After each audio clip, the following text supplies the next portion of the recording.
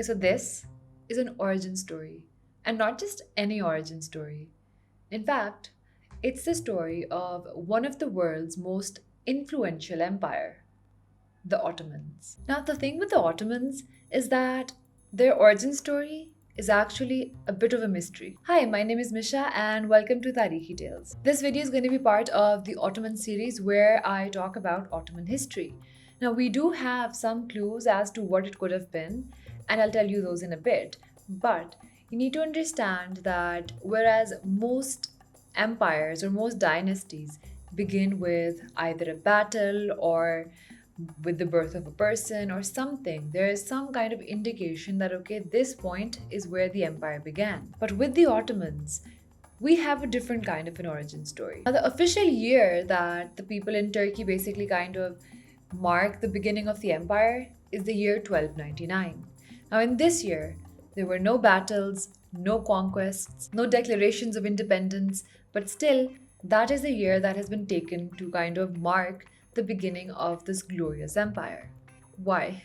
Right? But according to historians, the simplest explanation is the one that's the right one in this case. Well, simply because the year 1299 coincides with the Islamic calendar year of 699. So, by an incredible mathematical coincidence, the centuries turn on the same year in both calendars. And considering that this is an empire that kind of conquered a whole lot of the east and a whole lot of the west, it's only suiting that the year 1299 be picked as the origin year. Now you must be thinking that how can an empire that ruled so long not even know how it originated? There were courts, there were historians, somebody must have written something about it, right? And that is true. We actually have the first mentions of an origin story through the Ottomans themselves. They're themselves telling us that this is how we originated. And that text is written almost 150 years after the death of Osman. And Osman is the founder of the Ottoman Empire. He's basically the person on whose name the entire empire is named. Ottoman is like a derivation of the word Osman. Their histories don't give us a date. They don't tell us that this year, this battle, and this empire began. No.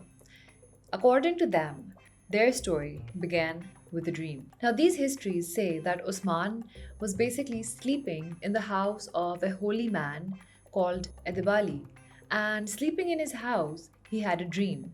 And this is how the dream went.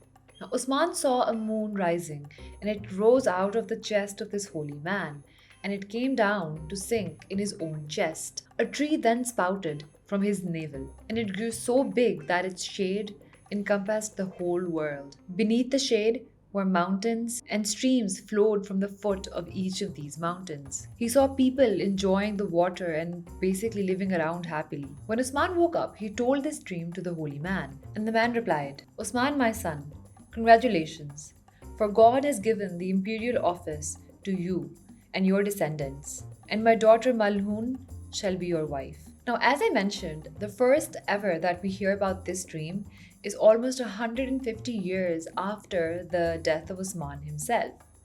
But the thing is, that's the first ever written record that we found of it. Historians do speculate as to if this dream is true or not, but the thing is that the Turks were recording their own histories. They did have traditions where they would narrate histories orally to each other in the form of songs, poems, tales, and similar tradition is actually found in other areas of the world as well. For example, where we live now, which is the subcontinental area. But because this was something that wasn't very common in the West, Western historians initially dismissed these ideas.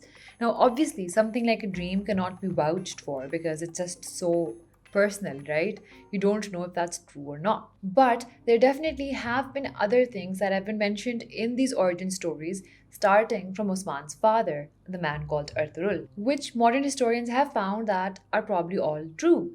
So we can believe possibly that there could have been a dream. We don't know for certain. But that is the origin story that we're given by the official accounts of the Ottomans themselves. If you guys want to know what those stories say about Ertugrul exactly and all that evidence-based research historians have done on him personally. I have a whole other video about that and I link it at the end of the episode. Now, we do find records in surrounding empires because remember, like the Turks were basically in the heart of Anatolia, and around them there were big empires like the Byzantines. They were also writing and recording their own histories and of the people around them. But initially, when an empire starts out, obviously nobody knows this is going to be such a huge empire, and they weren't important enough people in the beginning to write about them. However, we do find the first mentions of a battle that took place between Osman and the Byzantine Empire in the year 1301. So even the date of 1299 as the beginning of the empire seems plausible, right? I'll tell you more about this first battle that kind of shook the Byzantine Empire in the next episode, which will be next week. Okay, bye.